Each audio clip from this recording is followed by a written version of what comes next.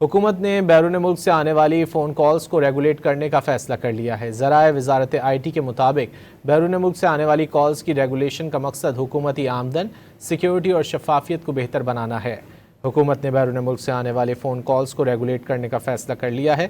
ذرائع وزارت I T کے مطابق بیرون ملک سے آنے والی کالز کی ریگولیشن کا مقصد حکومتی آمدن، سیکیورٹی اور شفافیت کو بہتر بنانا ہے۔ حکومت کی جانب سے اہم فیصلہ یہ سامنے آیا ہے۔